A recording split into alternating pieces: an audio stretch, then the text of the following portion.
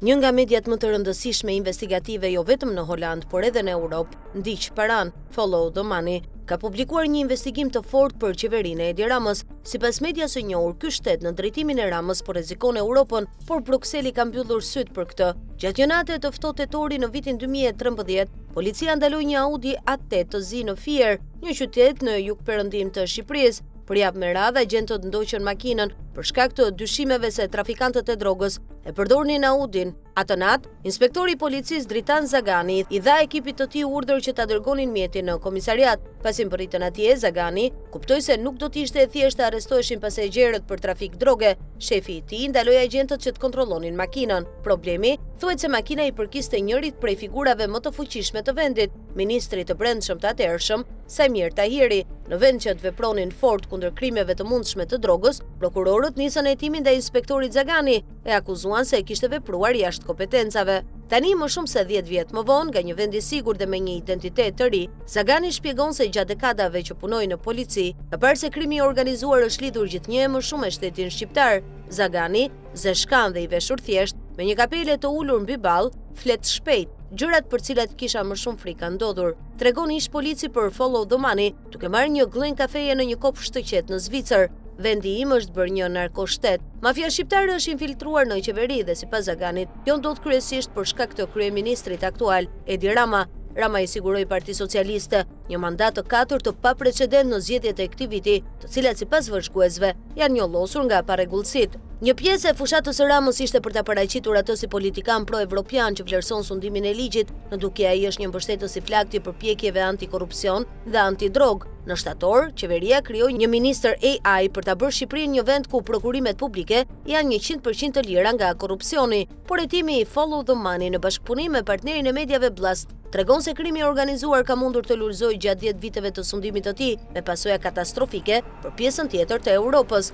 Sasia e drogës që mafia shqiptare shpërndan në Europë është rritur ndjeshëm vitet e fundit, ndërkohë që autoritetet kanë realizuar operacione të mëdha kundër trafikut. Vitet e fundit mafia shqiptare ka zgjeruar gjithnjë më shumë rrjetet e saj jashtë vendit, ndërsa Rama ka bërë pak për të kufizuar ndikimin e organizatave kriminale, sipas bisedave me prokuror, policë dhe ekspert. Dokumente konfidenciale të cilat Follow the Money ka parë mbështesin këto pretendime. Ky është një problem i madh për Italinë, ku bandat shqiptare të drogës po fitojnë gjithnjë më shumë ndikim. Kjo ngre gjithashtu pyetjen se pse Brukseli mbështet antarësimin e Tiranës në BE, pavarësisht akuzave kundër Ramës dhe dështimit të vendit për të luftuar krimin e organizuar. Ekonomia e Shqipërisë e bën vendin vulnerabël ndaj krimit të organizuar. Grupet kriminale janë infiltruar në të gjitha shtresat e qeverisë, thot Zagani. Rreth 20% e popullsisë jeton nën kufirin e varfërisë. Thuaj se 1/3 e të rinjve është e papunë dhe paga mesatare luatet rreth 600 euro në muaj. Gjithashtu, vendi ka vështirësi për të zhvilluar sektorin e turizmit. Grupet e krimit organizuar përfitojnë nga kjo, duke investuar në prona të lira për të larë parat dhe duke përdorur bizneset lokale si mbulesë. Por ndikimi i mafias shqiptare shtrihet më gjerë se bizneset lokale. Mafia ka figura kyçe në qeveri dhe në sistemin gjyqësor. Kur Zagani ishte në konflikt me ministrin e brendshëm Tahiri, rrjetin e tij të dyshuar të trafikantëve të drogës, Rama zgjodhi të mbështeste Tahirin. Vetëm në vitin 2019, 2 vjet pas një hetimi të Guardia di Finanzas italiane, që tregoi se Tahiri ishte i përfshirë direkt në krimin e organizuar, ai mori një dënim me burg. Zagani u lirua në pritje të procesit në vitin 2015, pas disa muajsh të mbajtur në paraburgim në Tiranë. Më pas u largua në Zvicër, ku i është dhënë azil. Nëse Zagani do të kthehet ndonjëherë në Shqipëri, ai ndoshta do të përballet sërish me burg. Është dënuar në mungesë me 7 vjet. Dhe ky nuk është i vetmi rast ku një bashkëpunëtor i afërt i Ramës duket se ishte mbrojtur fillimisht nga ndjekja penale. Në fillim të vitit 2025, Tauland Balla, gjithashtu ish ministër i brendshëm, atëherë ministër i shtetit për marrëdhëniet me parlamentin, u përfshi në telashe për shkak të korrupsionit të dyshuar.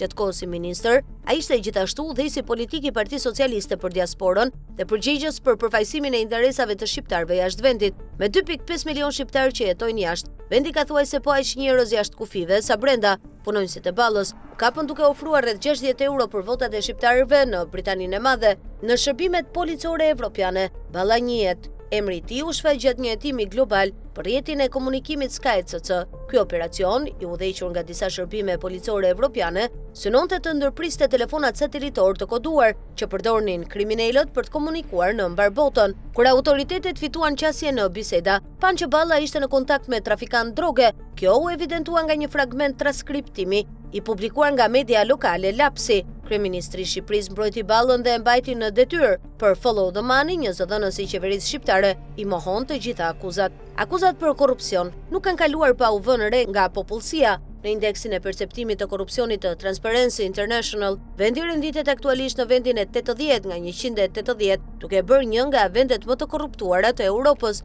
ndërsa grupet kriminale shqiptare lulëzojnë në vendin e tyre. Ato kanë zgjeruar rrjetet e tyre në gjithë Europën, tregojnë zyrtarët e zbatimit të ligjit për Follow the Money. Mafia shqiptare po fiton shumë terren, jo vetëm sa i përket sasisë së drogës që tregtohet ose numrit të njerëzve të përfshirë, por kryesisht për aftësinë e tyre për të organizuar, thot një përfaqësues i njësisë hetimore Guardia di Finanza për krimin e organizuar në Brescia dhe Rom, që ka udhëhequr hetime të shumta mbi trafikun e drogës nga shqiptarët. Ata janë të paktën po aq të fuqishëm sa mafia italiane.